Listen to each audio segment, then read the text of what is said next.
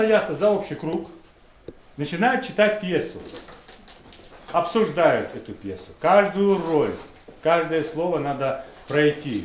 Фактически день открытых дверей. Пообщаться с артистами, осмотреть выставку реквизитов, преобразиться при помощи грима. Этим школьникам можно все. Правило одно – ни в чем себе не отказывать и радоваться моменту. Сегодня им открыли закулисный мир театра. Ясмина, вы представьте себе, это она?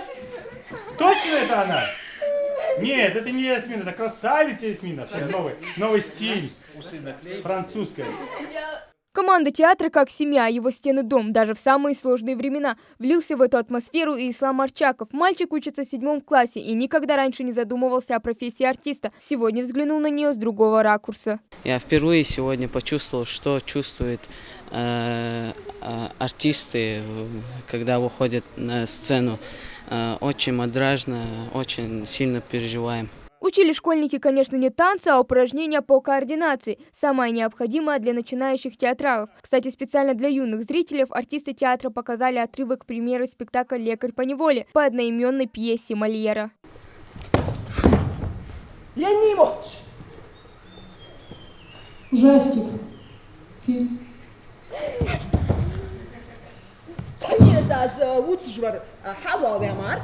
Цен атма хажинги.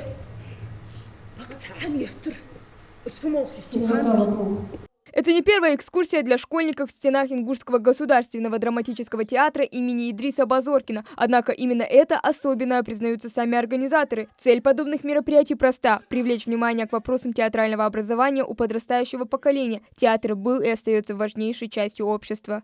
Мы очень постарались сегодня, чтобы наши дети были с нами как родные люди, как родные детишки, как мои младшие, младшие и младшие. Самые мои дорогие зрители. Это наш завтрашний день. Это наше будущее поколение.